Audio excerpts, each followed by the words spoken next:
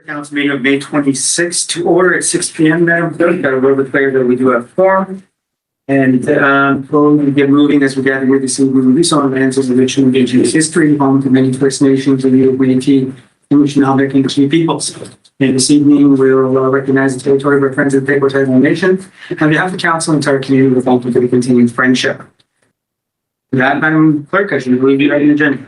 Everything changed, please. Okay, we're live. And there. Your phone? It's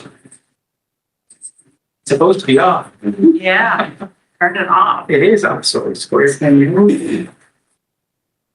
Can I read the motion, Mr. Mayor? Yes, please. Thank you. Be resolved that the agenda for the regular council meeting of May 26, 2026 be adopted. Okay, moved by Councillor Nelson. Yes, you wish. Second by Councillor Reimer. Yes, your worship. Thank you. Any additions or deletions? Madam Clerk, I'm going to suggest we add an item associated 14.2 for closed in the event that council needs to go on close and not part of that discussion. That would be for the Second Street RFP process. Anyone else? Okay, moved by Councillor Nelson, second by Councillor Reimer. All in favor? Carried. Thank you very much. Any disclosures of pecuniary interest? Councillor Sharon? There was about two, is bearing an interest on 11.1, the water budget and capital work. And also item 14.2, which is related to that. It's the RFP for the Second Street upgrade project. The reasons were that my employer does some contract work on these types of items that are included in those. Okay. Were they part of the bidding process? Me? Were they part of the bidding process? Do you know? No, I don't believe they were, but there's some reconsideration there. So. Okay. Anyone else? Any issues, Madam Clerk? No, just Councillor, you'll give me your form declaration after. Thank you. Okay. Motion for the adoption minutes, Madam Clerk. Can I read the motion, Mr. Of course. Be resolved that the draft minutes of the regular council meeting held on May 13, 2026 be adopted. Okay. Moved by Councillor Desavito. Yes, Second by Councillor Sharon Lemieux. sure. Thank you. Any errors or omissions? Sorry, yeah, any errors or omissions? Seeing none, all in favor? Carried. Thank you very much. Any business arising for those minutes? Seeing none, Madam Clerk, the motion for the consent agenda, please. Can I read the motion, Mr. Yes, of course. Be resolved that the consent agenda item listed on the May 26, 2026 council agenda be received and that the motions contained therein be approved and duly recorded as presented. Okay, moved by Councillor Burnett. Yes, Mr. Mayor. Thank you. Second by Councillor Nelson. Yes, Bishop. Thank you. All in favor? Carried. Thank you very much.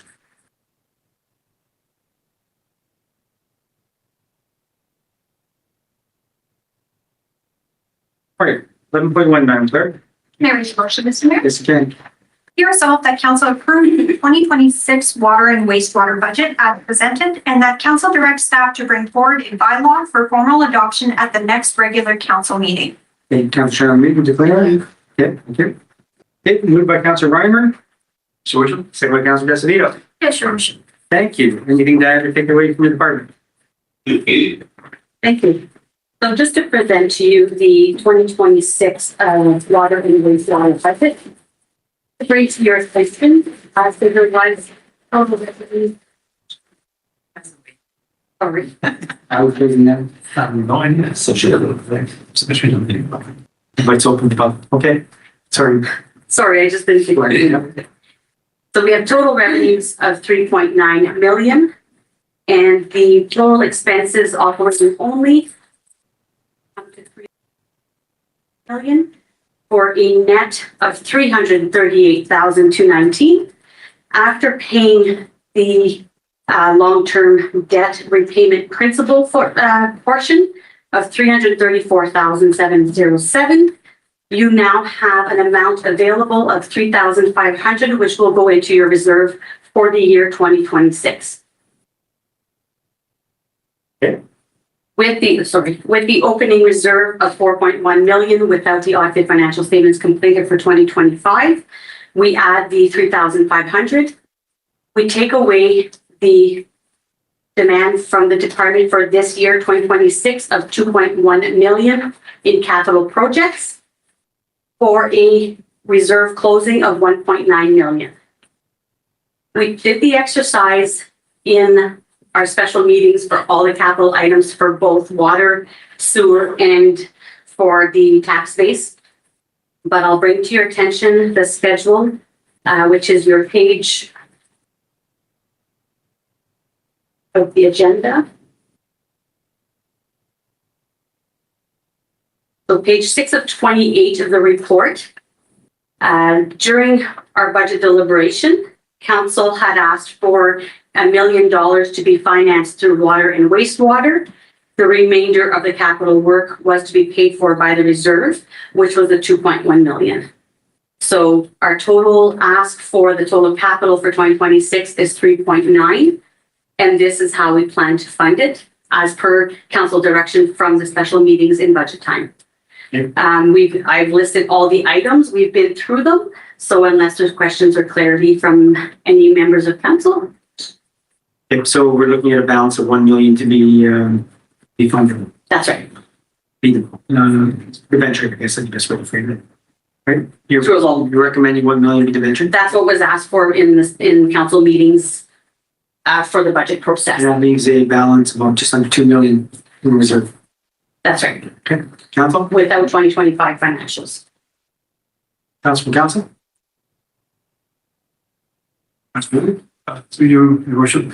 Do you anticipate any significant changes at the end of the 2025 audit process? I don't anticipate any, but I know there will be some. I do know that for capital work in 2025, we were taking out of reserves near $400,000 away from this number. So that has not been finalized. All the invoices are almost all in from the departments to be able to say that we are funding from reserve 2025 capital. Pardon my ignorance. So that means our reserves would then be $400,000 less than what's shown here? That's right.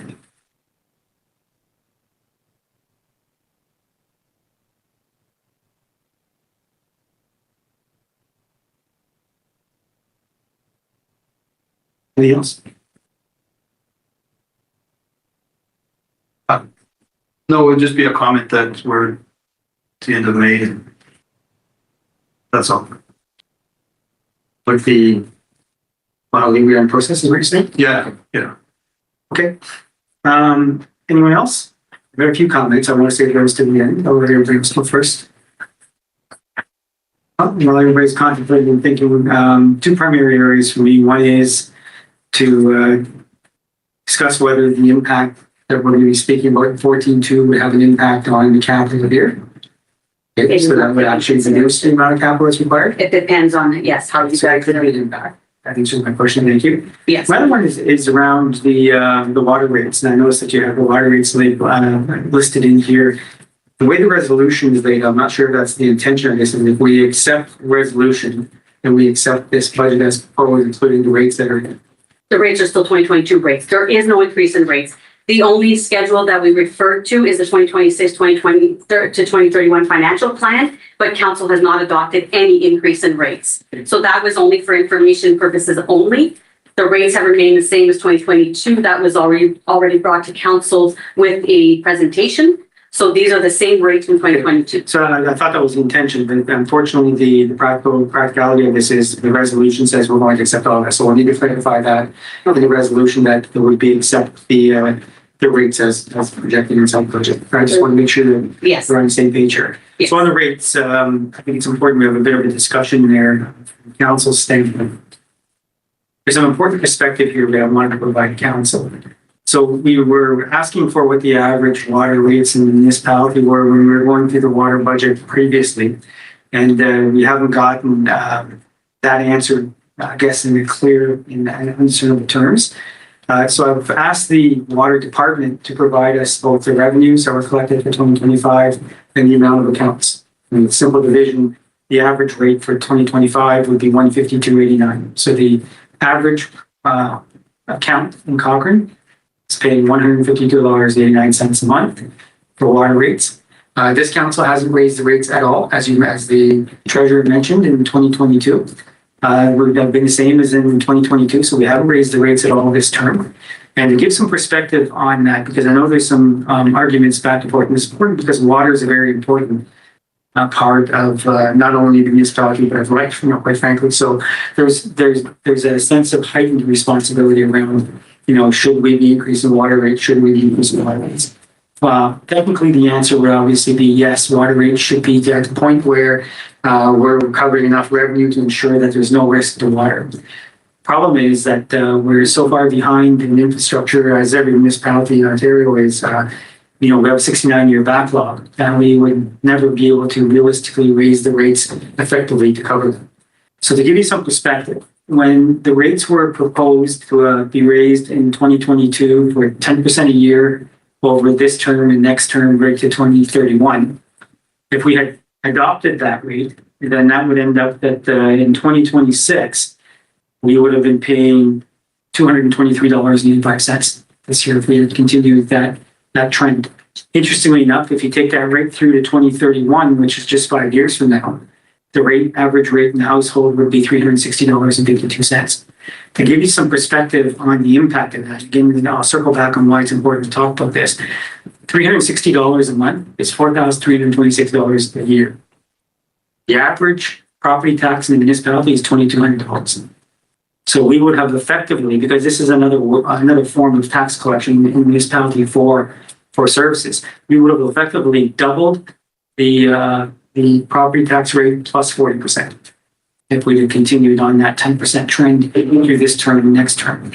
Now, the Operation in Fairness has come back with another proposal. This is the one we spoke about in March, I believe it was March when you had the last conversation. And they had adjusted to 10% in 2025, 10% in 2026, 5, 5, 5, and 5 in 2027 to 2030, and then 10% in 2031. Council defeated that motion. But if we were to follow that motion as of 2025, then we would be paying $185 this year in rates.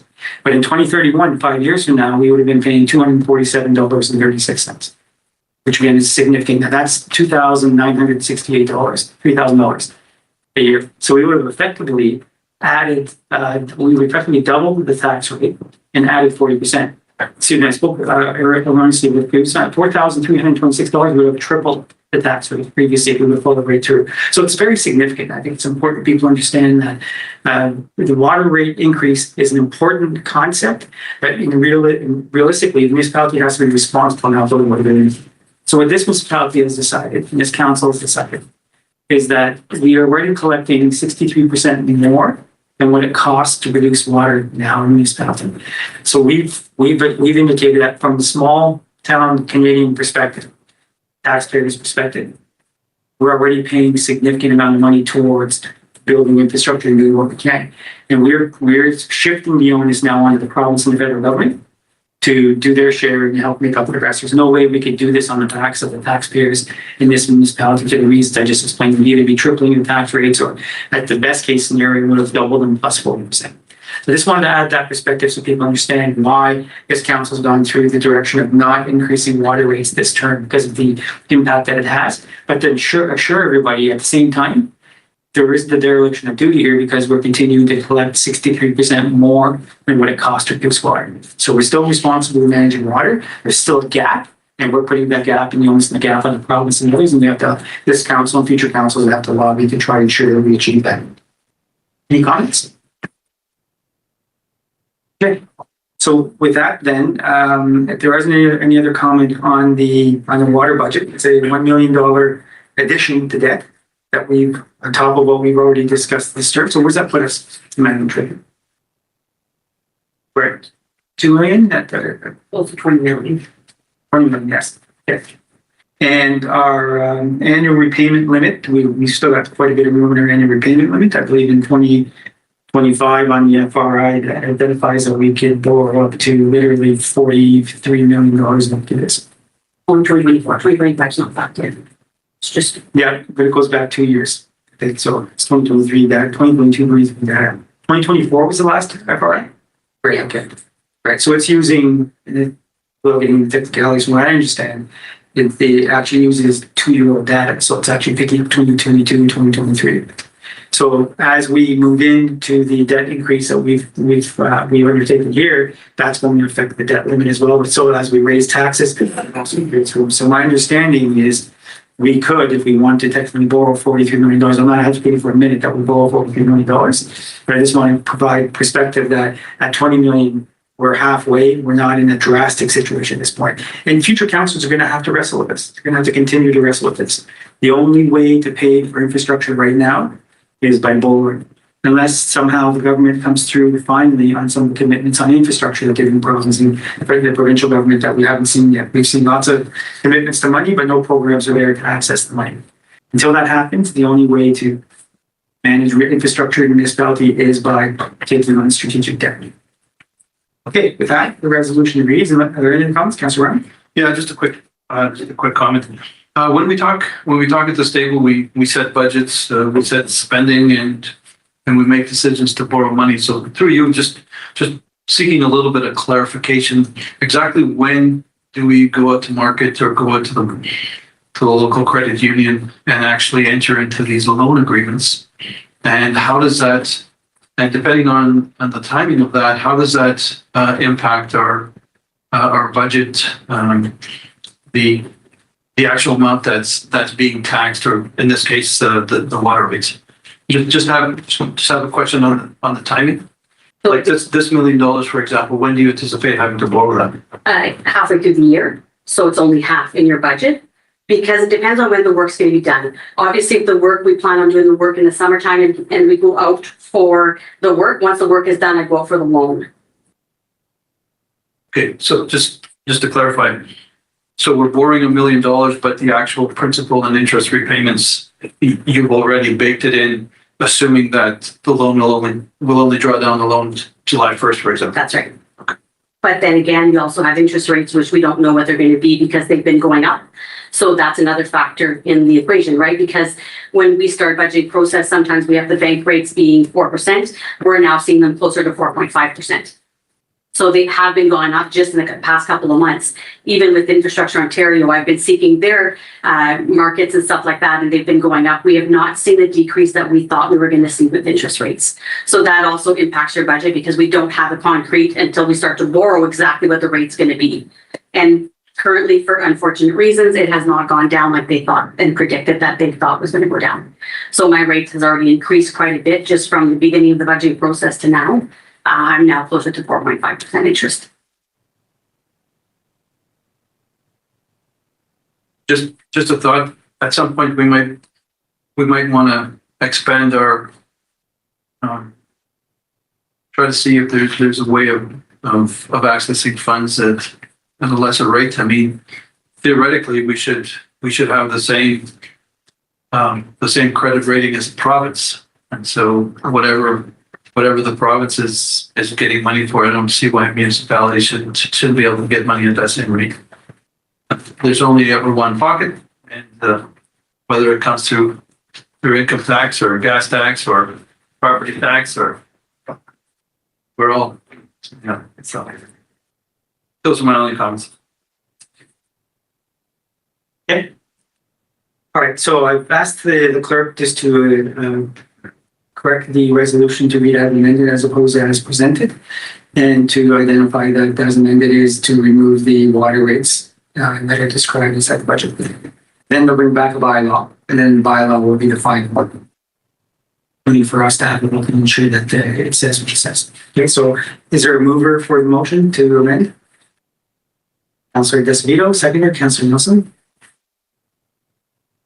The clerk, catch up.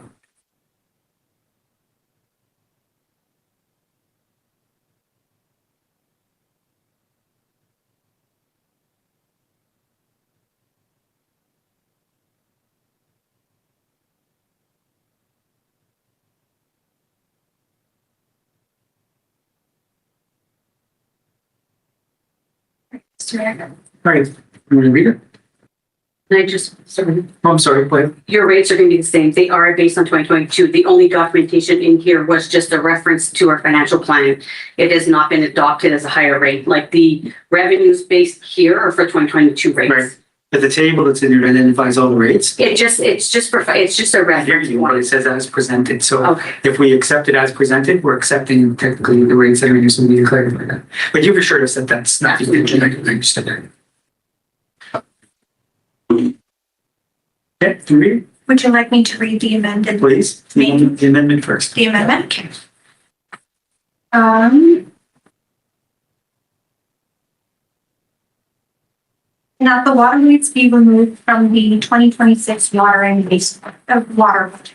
That's the amendment. Did water rate increases? Okay, moved and that was moved by Councillor Decidido, second by Councillor Nelson again. With that. Okay, any comments on the amendment? All in favor of the amendment? Carried, thank you very much. Amendment is carried. Then we can read the motion entirely in its entirety.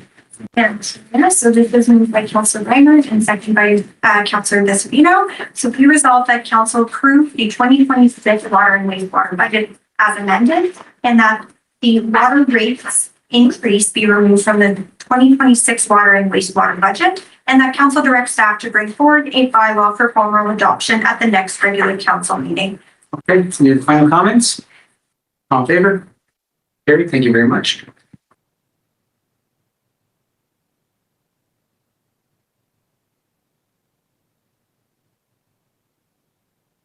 All right. 14.1, I believe, right? 14. Oh, good. She has to excuse herself again. Okay, good. That's actually a good point. So actually,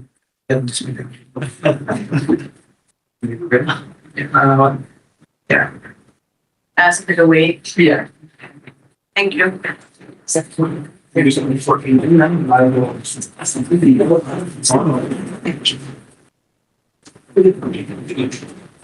Okay, so we're gonna jump ahead to council's, the Beaver Council to 14.2 to facilitate council share on the new, also preventing conflict there as well too. So 14.2, Madam Clerk, May I read the motion, Mr. Mayor? please. Be it resolved that council receive report 2026-40 as information, and that council reject and cancel the current tender submission by MCA Contracting in the amount of $9,503,286.78 for the Cochrane Second Street Upgrade Project due to the significant variance from the engineer's estimates, the submitted bid pricing, and the approval project budget. And that council directs staff to continue discussion with the funding agency and project consultants regarding future project scope, funding eligibility, project phasing, and future procurement options. Okay, moved by Councillor Nelson, Mr. Bishop. second by Councillor Decidido. Yes, Thank you. Anything to add or take away from the department? Yes, to you, Mr. Mayor, to the council, staff are recommending the cancellation of only one single submission that was received as a result of the Second Street tendering process. And the tender documents do note that we, as the town, can cancel the tenders which are unbalanced. And the definition of unbalanced read as tenders that contain prices which appear to be unbalanced in such a manner as likely adversely affects the interests of the owner may be rejected. And these are in relation to the engineer's estimates and the budget that we've done. Therefore, staff are recommending the cancellation of the single submission that was received and continuing the process with the funding agency and altering the scope to retender again in 2026. Okay. That's it. Anything else from council? Comments? Whoever? I was quite concerned when I saw this, the open agenda and this report with all the numbers in it. I'm not sure if there was any way around that where we could have maintained some confidentiality, some competitiveness. But having said that, now that the numbers are out there, I guess my question is, do we have any feedback from the funding source as to if that is stipulated specifically for this, or if they're flexible, if it could be used elsewhere? And then it goes back to, and again, it's kind of difficult to have this discussion and open, because it would also like to know what the impact is on that $1 million that we just discussed in the previous point. So any number related details and any personal details on the contractors or the operation, that's why I asked to add the component closed for this discussion. You will save that for the closed discussion. For now, we need to focus on anything other than that being open. Okay. And your hand up.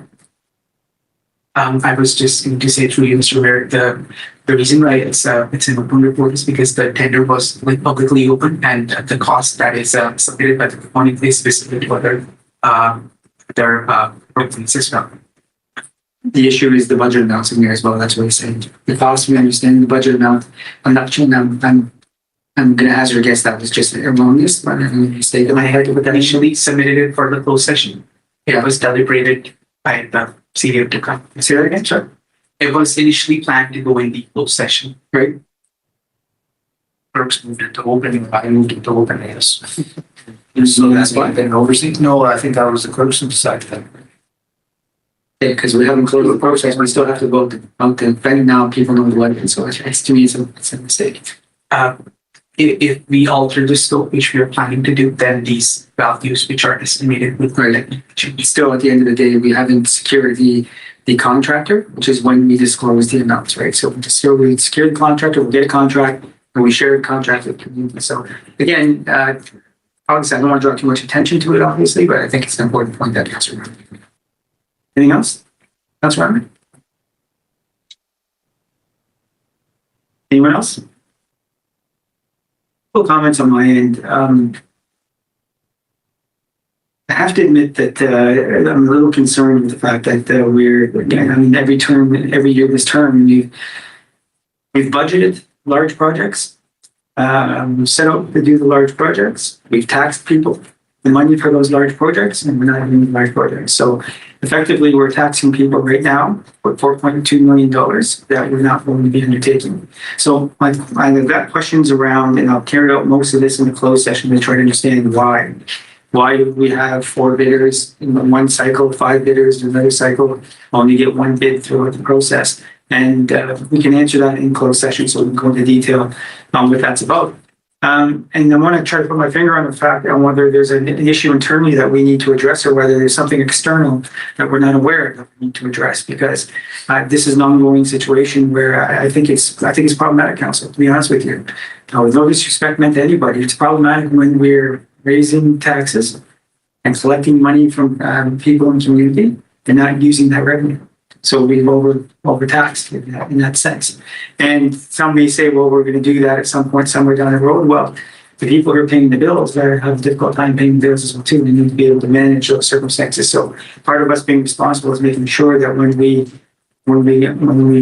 undertake a capital improvement, we budget that capital improvement, when we raise taxes, that we do all of that in a manner that facilitates us getting the job done and getting things on the ground. If there's something out of our control, we need to understand that. Hopefully we can have that discussion in closed session. But up to now, every year we've run into issue after issue, which I think I'm very, very concerned with. So the other point I had was I need more detail on sort of what the next steps are that you're proposing. I understand the 2 options, but and if I understand things correctly, and help me understand, Mr. Gomez, you mentioned in your report that one of the recommendations, one of the options might have been to just do the road reconstruction and do the infrastructure at another time. But you were, if I read the report properly, you were instructed not to pursue that any further until you had clarity on the funding. Do I understand that correctly? That's a third option that's there that wasn't really proposed. To you, Mr. Mayor, partially that is correct. The change in scope, because first of all, this project is divided into 3 different scopes. First is the road component, the second is the water component, and the third is the wastewater component. So the wastewater component is not directly related to the roadworks, only the water and road portion is. So the road infrastructure is the road portion and the waterworks. The bid or the project is intended to be functioning as a complete of all the 3 components. So the tailoring of the scope now to retender would just be taking out the wastewater portion for now, because it does not directly affect or overlap with the other 2 components, not entirely, just a portion of it only. So just to allow us to do the roadworks and the waterworks The only reason we are not allowed to proceed forward is we need approval from the funding agency to allow us to tailor that scope and retender again. Okay, so again, I'm trying to follow along with you. So the funding that we have is in part associated to the water infrastructure that we would forego at this point if we were just to do the road reconstruction, right? The funding that we have right now is connected to all the portion of water, wastewater. Yeah, but if you remove the water portion and forego it, Wastewater. The wastewater portion is what we're recommending to. the wastewater is not covered? All of it is covered by the funding agency. Yeah. So this tailoring of the scope that we are recommending I or understand agreeing that. on is like we're letting go the wastewater component, only doing the water. Yes, I understand that. So I'm just trying to understand why we would have to go back to the funding agency, because I'm not sure what the difference is in, we have a certain amount of funding. It's allocated to different components inside the project. If we forego one component, the cost of that component, the proportion of funding, wouldn't we just forego that funding and have the rest of the funding that left over? You have that component and you have, this was applied for back in 2022, 2023. The whole agreement has expired, so we're asking for an extension on this funding. When's it expire? It expires in March of 2027. Okay, so So, right now it's not expired. no, for 20, And then again, just before we go too far down the road, all I'm telling you, I'm computing my mind. What I'm trying to compute is, do we need to go back to the funder or don't we? Because if we're just foregoing a component of the project, if we forego the funding associated with that component, why wouldn't we continue with the approval? So first, right now, the funding agreement that we have to submit substantial completion by October of this year. Substantial completion. Yeah. There's the rub. The second thing is in the agreement, it says we have a scope that is defined and any changes to the scope that is made for any component have to have the approval of the funding agency, which is why we need their. Okay. Okay, so that's the rub. Substantial completion is a technicality inside the funding agreement. How long have we known that we're going to have to change the scope? We only knew about it after we had no submissions for the first one. When would that be? The start of April. Start of April? So 2 months we've known. We don't have an indication from the funder yet.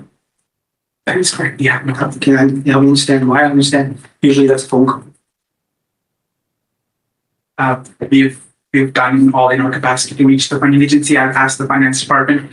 We've tried reaching them a couple of times, and I'm sorry, and just so I understand, and forgive me, folks, because I know we're kind of skirting on the closed part here, and I just want to make sure we still got to be genuinely open in the open session as well. So then, is it the finance department that addresses the funding issues, or your department? Kind of a mixed bag between myself and treasurer. So help me understand who's reaching out to the funder. It will be, Which department? well, it's between the three of us, it's whoever is plugged in more with the funder depends on the nature of the grant and every time something Okay, gets. so in this case, who's reaching out to the funder? I'm just trying to get a sense of, so I can focus the question in the right place. Yeah. Is it the finance department? yeah, so I Okay. provide all the reports for the funding Yeah. agency. So every year I do 2 reports to them saying, are we on target? And do we have the costs so that I can provide funding claims? On top of the funding claims, I have an actual report that tells me where are you at with the actual project, where's the scope of the project. So when the department approached me, I submitted all my reports to the funding agency with the scope change, asking for a date change and a scope change, yes. Okay. And I still have not heard, Okay. And that's communicated in written correspondence, I take it, right? yes, Okay, so that's been out since we knew in the beginning of April. since the first time. Okay. All right, I'll save the rest of the comments for the closed session on that one. So if we get confirmation from the funding agency, then we can proceed with the road reconstruction, a remodeling or re-scoping of this whole thing and have road reconstruction. That's option 3 in my mind. That's what I'm trying to, you have 2 options either. First one, we're going to obviously deny the overbid, the unbalanced bid. I don't imagine council's going to be jumping all over paying for the double than what we've budgeted for it. But the second component is you've got an option of we either deny and cancel. We deny and we cancel is what you're recommending and rescope for another year. I'm suggesting if we get the word from the funding, we can still do the work this year. Sorry, hope is through you, Mr. Mayor, that is correct. We are hoping to, first of all, cancel this tender that we have right now because this is for the combined. Say that again, sorry? Sorry. So first of all, the staff is recommending the cancellation of this tender, which is for all the three scopes which were previously tendered. And then moving forward by changing the scope and re-tendering to do water works and road work this year, provided we get confirmation from the funding agency. Okay.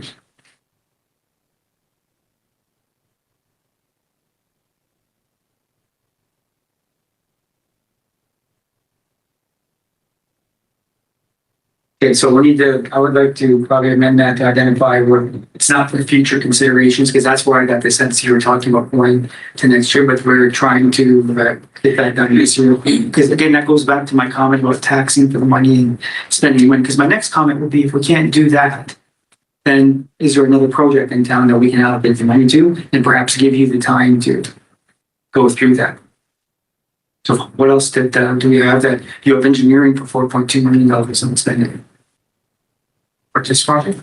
Nope, I'm just saying that we can't complete this project. We have $4.2 million in revenue that was not revenue, but we've taxed for the spending of $4.2 million. We can do another project at close, at similar rate. Why wouldn't we? We didn't tax for everything because we had a funding opportunity. We have a water component, which is part of these rates, not part of your taxation. So it's not taxed for the 4.2 million. No, but the tax increase includes this project. I think believe it was OCIF funding that Yes. was. So if you look at the page 3 of the report, it has a breakdown of what we're getting for funding and what the municipality is contributing. Yeah. And if you see the roads portion, the municipal contribution would be actually the tax portion. The other portion, yeah, so 1.3 would be That's that. my point. We're still taxing for this project. Right? If we don't do this project, then we're overtaxing. Is that fair to say that? Providing we are not able to do this project. That's what I said. Yeah. So if we don't do this project, then we're overtaxing, correct? Technically. And so if that's the case, all I'm suggesting is we either find a way to get this project done or the component done the way we're suggesting, or we find another project at equal opportunity that will allow us to justify the amount of money that the amount of rate that we increase for the project. It's one or the other. Because if we don't, then again, we've overtaxed, and I was saying at the beginning of this, we've done that almost every year now. I can't say for sure if it's every year, but I know off the top of my head, it seems quite regularly that we're doing it. So we need to be genuine with how we address that. Is that fair? I would just like to add that there's a lot of gray area involved with both the options right now.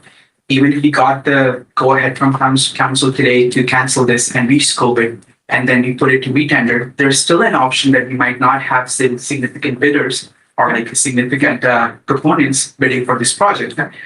And the other option, we can reallocate it to another project, get that out for RFP probably, and we might not get bidders for that project too. So there's always gray areas attached. So the staff cannot answer the question that we'd get a project 100% completed based on we have the funding with the standards to play.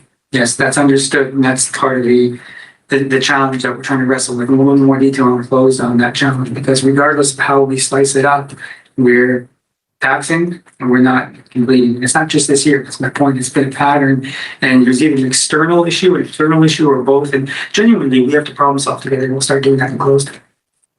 Can we take this, if we can't continue on with it, this money towards our bridges?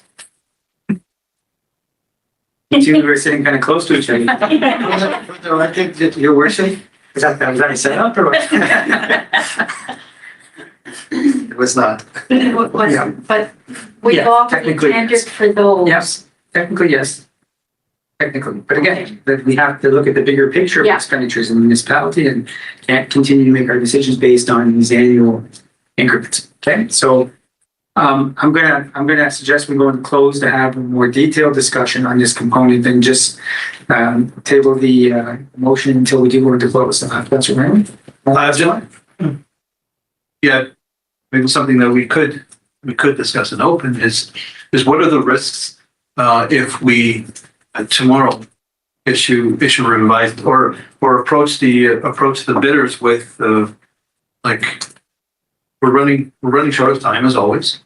And what is the risk to the municipality if we go ahead with a revised tender, with a revised scope, with only the 2 items and not the third? We have done our due diligence. We've reported to the funding agency. It's 2 months. We've done what we could. What is the risk to us if we would tomorrow just reach out and say, hey, we'd like to proceed with 2 of these, a revised scope, talk to the people that were at that meeting. I believe there was 4 or 5 contractors there, and just see what we could do. Like, is that too simple or is that too risky? Or I think that's what you're suggesting, isn't it? pretty much. Or I think that's what you're suggesting, isn't it? But go ahead.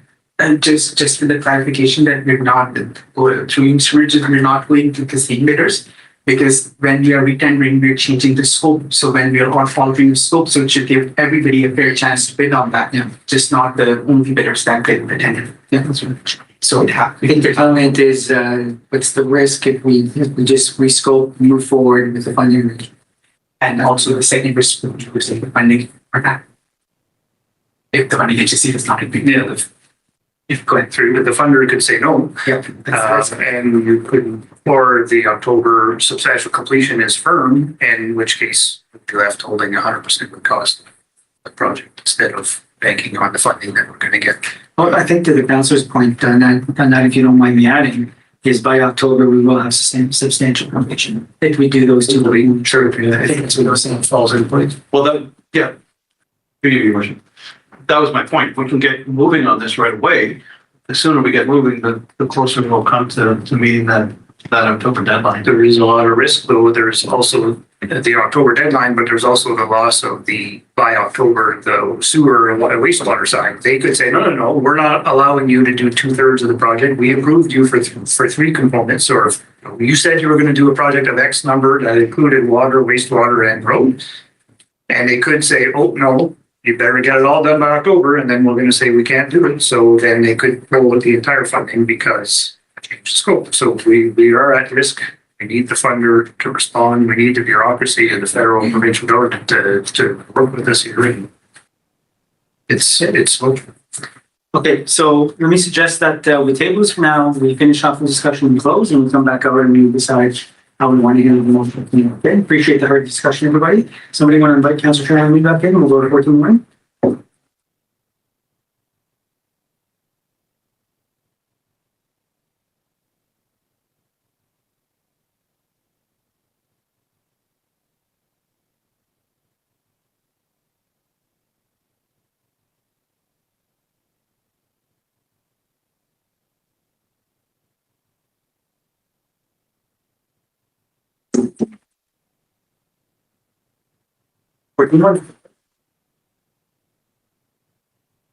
Make motions. Be resolved that council approve proceeding with option 1 as outlined in report 2026-30, and that the clerk be directed to bring forward a bylaw for the formal establishment of a joint compliance audit committee with the town of Hearst, Matthijs van Cote, Opazatska, Varavita Hardy, Kapuskasing, Moonbeam, Pokey Strickland, and Smooth Rock Falls in accordance with section 88.37 of the Municipal Elections Act. Moved by Councilor Shannon, left. Second by Councilor Esposito. Yes, sure. Anything to add or take away from the department? Through you, Mr. Mayor. So, as you know, this is legislative, under the Municipal Elections Act. So council has to appoint a compliance audit committee by October 1st of each election year. The report is pretty straightforward. Staff is recommending that we go with option 1. This will support regional collaboration. It will provide a broader pool to have qualified members sitting on the committee. Yeah, that's pretty much it from my department. Comments from council? Seeing none, moved by Councilor Shannon, second by Councilor Esposito. All in favor? Carried. Thank you very much.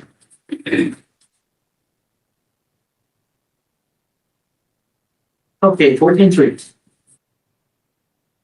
Read the motion, Mr. Mayor. Please.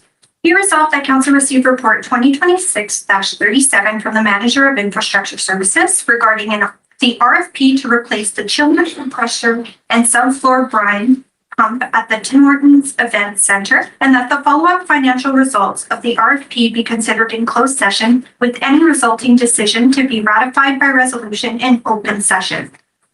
Okay, moved by Councillor Burnett. Yes, second by Councillor Nelson. Yes, Richard. Thank you. And data takeaway to the department. Who's the chiller?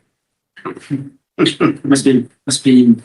Prevost, I was gonna say. But you can be the chiller. Go ahead. Through Mr. Mayor, and until we have a formal chiller as the community services manager, this report is being done by myself for the projects that were approved for the 2026 budgets, and costs for that are presented in the closed sessions for council to consider and approve this and then to ratify it by resolution in the upcoming council meeting and adopt it as a bylaw and get this project moving forward. Okay, so we're going to table this until we have a closed discussion. Okay. Any open discussion comments? Councillor Ryan? Yeah, just maybe a point of clarification. This is work that was done and supposed to be done in 2025. And I know during our extensive deliberations for the 2026 budget, we had narrowed everything down to crucial items. So just wanted a point of clarification that this 2025 work is not bumping crucial items that we looked at for the 2026 budget into some time. The question would be, is this part of the budget? So, Mr. Mayor, the report does say that as a part of the 2026 capital program, only two of the items were approved by the council, which was compressor replacement and chiller replacement. The subfloor brine pump was a part of the 2025 project. And because it is critical that we replace it, how we will be financing it, and all those details are provided in the closed session. Let's have this closed session. Okay. All right. Thank you. So we'll table that motion. If there aren't any other comments on it until we have the closed discussion, go ahead. Through you, Mr. Mayor, you do have to vote on this motion. This motion does say that you will do a decision. That's what we have to have a closed session discussion until we make a decision. Would you like me to read the motion?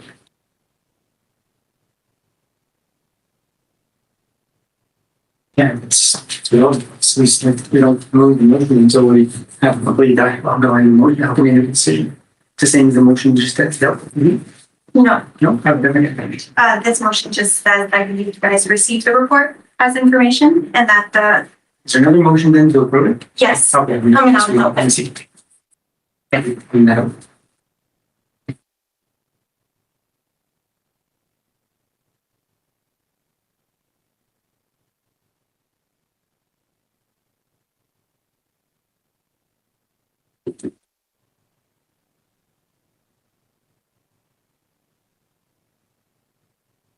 Okay. Thanks, Phil. Very much. So to receive the motion, all in favor? Carrie, thank you very much.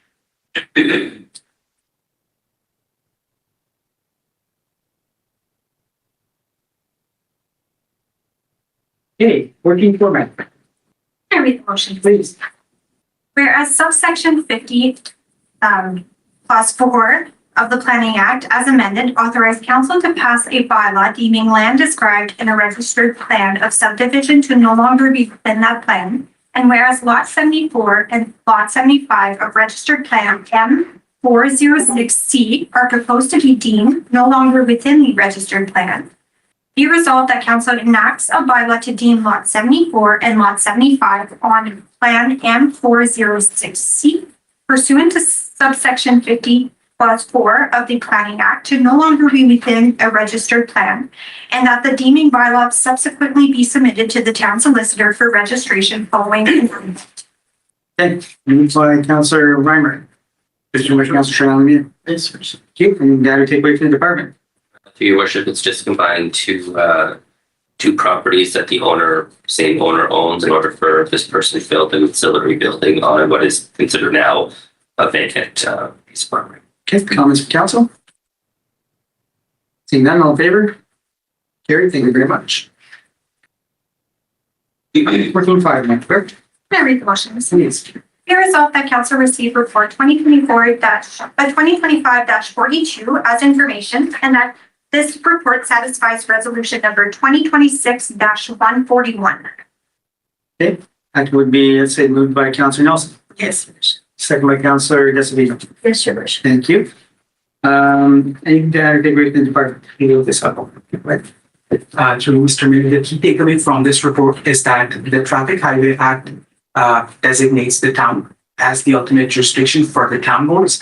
But all the highways which might be spatially located within the town boundary, MTU still has the final jurisdiction for setting the speed limits and any changes made to those roads unless they have been formally transferred to the town or an agreement has been made between the town and MTU. Which they haven't been in this case. Right. Okay, Councillor Nelson, you want to start off? You made the motion to move to begin with. Any thoughts? I'll just go put it in my own sites. Well, Thank you for this. what we can do, so obviously we don't have jurisdiction over the speed limits, but we could log and check. Councillor Nelson was asking for to begin with. So the council, discussion we should have, council, is that something we want to do as a council? Do we want to reduce the speed limit on Highway 11? Because there's no sense us lobbying. I know Councillor Nelson wants to, and that's fair, but at the end of the day, if we don't have direction from council, then we can't lobby for it. But we do have direction from council, then we can. Any thoughts? This is on Highway 11. It's at 70 kilometers an hour now. Right? Thank you, Your Worship. Just, I think I mentioned it last time, but I've in previous role as a councillor elsewhere, I went through this process and we were denied by the MTU because of the green space between, when you're going through Folky, the personal driveways are coming straight out onto the highway. But because of the green space between the highway and those other accesses, the lowest you could go was 70 kilometers in that particular request. So unless the rules have changed, the ministry will likely not change that. Anyone else? Councillor Brown? My observation was that there were times this winter when 10 kilometers an hour was pushing it. And so, especially given the extreme volume of truck traffic and the fact that trucks are turning off the highway in both the north side and the south side, and there's times where you're four transports wide, and then there's somebody trying to be in the middle and in the turning lane as well. So I think we could make a case, like given the amount of businesses on the short stretch that cater to transport traffic, I think there is a case to be made with MTO to slow it down to 30. At least I think it's worth asking, because there are times where a truck is pulling out and another truck is trying to turn left, and two trucks are trying to go through at the same time, and at 70 kilometers. There's not a whole lot of room for mistake. That's my observation. Anyone else, council? This is the fundamental question: is do we try to regulate the speed or don't we? That's the council discussion. What we're hearing is that we're likely not going to have success in doing it. That doesn't stop us from lobbying if we want to lobby. I can speak for myself if no one else has their hand up. My school of thought is simple. It's, we need to get out of people's way. We don't need to be in people's way. So as a municipal government or as government in large, I think, 70 kilometers an hour isn't a very high speed. Maybe I get the issue with all the trucks that are on the road. I think the issue is more we don't have a sidewalk. We don't maintain the sidewalk in the winter time. And I think that's sort of a critical issue. Like, I personally prefer not to overregulate if we can help it. But again, that's why I'm asking council. If we want to do that, then we will get together as a council board lobby in that direction. So I've got both views right now. Anybody else have a view you want to share? Councilor Newman? Yeah, more of a comment. Public safety, we can never, oversee, like bringing it down to 70 and to 50 is just going to help. There's no wrong in doing and asking. I'm more concerned on the South Highway than I would be on the West Highway, or changing the speed limit as it's coming in by Canadian Tire, if you're going to do it from there on. And then, so there's never a bad outcome out of this other than having said no. But reducing the speed, there's a lot of new infrastructure or a lot that will be, getting built within time. You do have more traffic coming through town with the transports. It's almost like a little town, that highway, or it's becoming that. Most of the busy sections. That's right. So, okay. Any final comments? Anybody else? Then we'll need a motion if somebody wants to Let's give this direction to add to the lobby. Moved by Councilor Nelson. Anybody want to second that? Second. Councilor Reimer? Okay, so the motion from Councilor Nelson, second by Councilor Reimer, is to lobby for reducing the speed on the Highway 11 business section going through the community.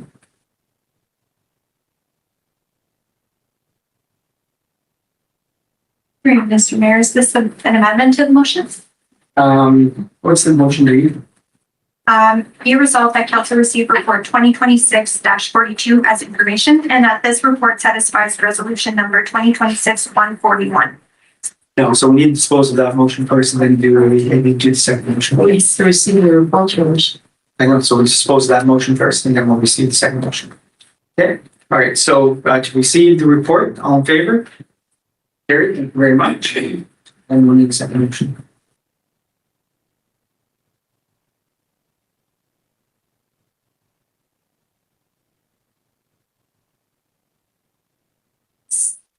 Great, Mr. Mayor, so the second motion reads as, Want me to sign on the person? I'll give it to you after. Oh. Because they're using it The to, second motion is that moved by Councilor Nelson, seconded by, who was it, seconded by? Councilor Reimer. Moved by Councilor Nelson, seconded by Councilor Reimer, that the council, at the town of Concord lobby for reducing the speed limits on the Highway 11 business section going to the community.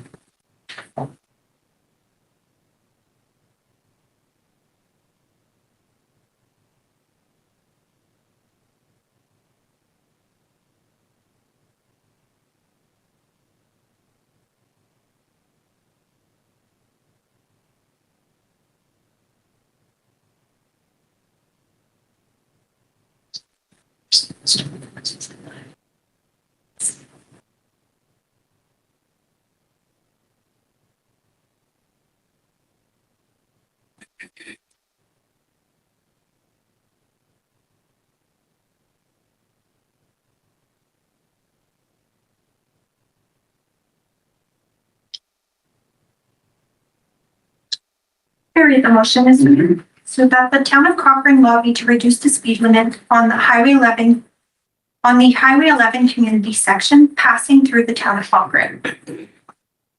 Okay.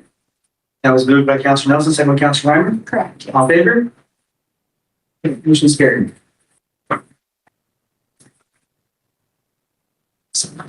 Comment, Your Worship, if I may? Go ahead. My mom would be very surprised. It's the first time in my life I actually asked to reduce the speed limit. That's good to know. Glad you made that public. Let the record show. All right, and clerk, I believe we're in the Bible. Yes, Mr. Mayor, can I read the motion? Please. Be resolved that the following bylaws be read a first, second, and third time and subsequently passed this 26th day of May, 2026. Bylaw 2026-50 to enter into an agreement with JP2G Consultants, Inc.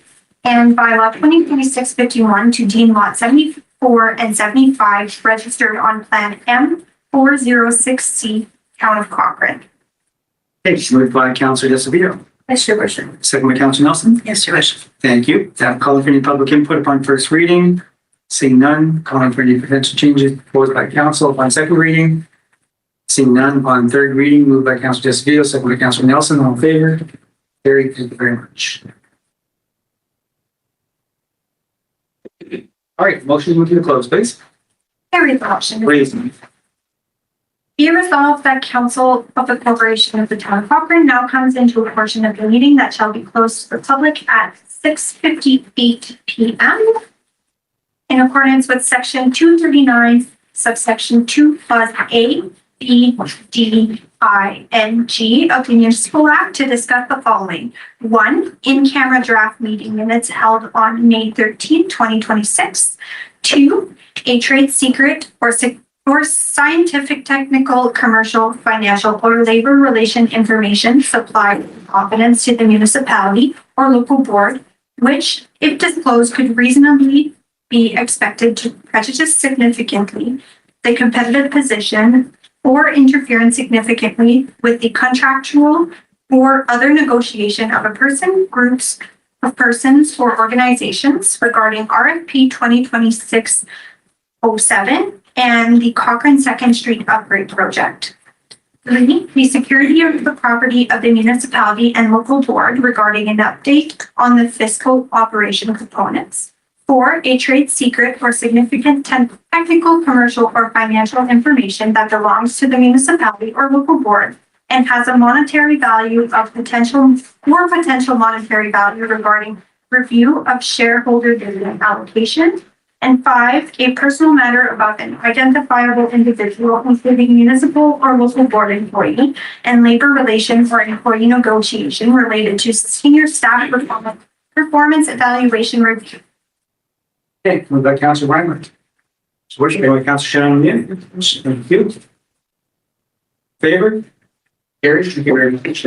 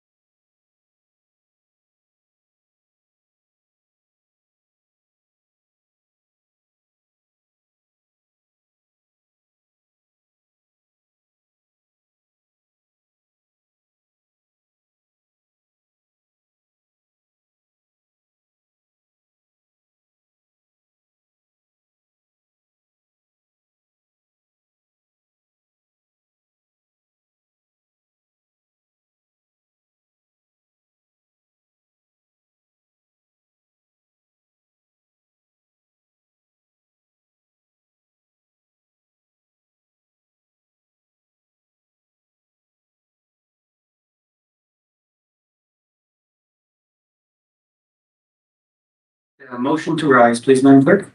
May I read the motion? Please. Be resolved that council returns to its regular council meeting at 8:17 PM. And that council do now rise and report on the matter discussed. A closed session was held in accordance with section 239(2), clause A, B, C, I, and J of the Municipal Act to discuss the following. 1, in-camera draft meeting minutes held on May 13th, 2026. 2, a trade secret or scientific, technical, commercial, financial, or labor relations information supplied in confidence to the municipality or local board, which, if disclosed, could reasonably be expected to prejudice significantly the competitive position or interfere significantly with the contractual or other negotiation of a person, groups of person, or organization regarding the RFP 2026-07 and Cochrane Second Street Upgrade Project. 3, the security of the property of the municipality and local board regarding update on the fiscal operation component. 4, a trade secret or significant technical, commercial, or financial information that belongs to the municipality or local board and has a monetary value or potential monetary value regarding review of shareholder dividend allocation. 5, a personal matter about an identifiable individual, including municipal or local board employees, and labor relations or employee negotiation regarding senior staff performance evaluation review. And 1 motion of direction was passed. We did all that in an hour. Impressive. Moved by Councillor Shannon Lemieux Yes. and seconded by Councillor Despito. There's your motion. All in Your favor? worship, just for clarity, It's okay. I did declare on an item. Yes? I just want to make sure that by voting on this, I mean, I wasn't there for the one. Which is Maybe I'm asking for direction. Which is rising. Okay. All in favor of rising? Yeah. Carried, thank you very much.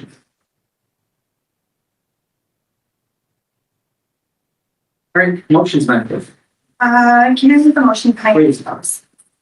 So be resolved that council received report 2026-36 in closed session regarding the financial component of the replacement of the chiller, compressor, and subfloor brine pump at Tim Hortons Event Center as part of the results of RFP 2026-07.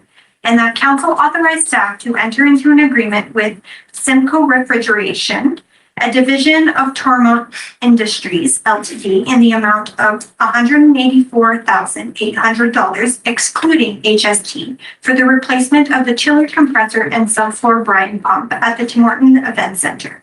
And further, that council authorized the reallocation of $10,522 from the Commando Lake Pedestrian Bridge Railing and Erosion Control capital project to complete the required funding for the project. And finally, that the agreement be brought forward to council for formal bylaw adoption and ratification at a subsequent meeting. Moved by Councillor Net. Yes, Mr. Mayor. Second by Councillor Despito. Yes, your worship. Thank you. Any final discussion? Favor? Carried, thank you very much. Resolution, May I read the motion that was tabled? please. Be resolved that council receive report 2026-40 as information and that council reject and cancel the current tender submission for MCA contracting in the amount of $9,503,286.78 for the Cochrane Second Street Upgrade Project due to the significant variance from the engineer estimates, the submitted bid pricing, and the approved project budget, and that council directs staff to continue discussions with the funding agency and project consultants regarding future project scope, funding eligibility, project phasing, and future procurement options.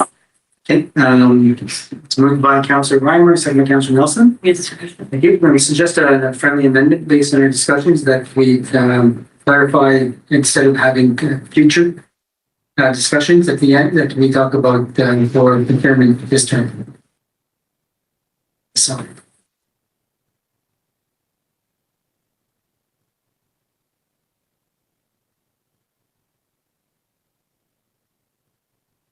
Okay.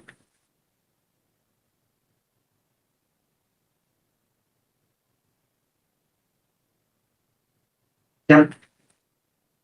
Okay, that then it was moved by sort of Councillor. Second by Councillor Nestor. Councillor Nelson, yeah. go I ahead. don't think I have a conflict on this item. Yeah. So the record needs to show that I'm abstaining from this vote. Do you abstain? Do you want to declare? Well, declare, I guess, same form, right? It's the same item that we just got And back. technically need to step up. Let's go in your office, close it. Or in the bathroom. You can.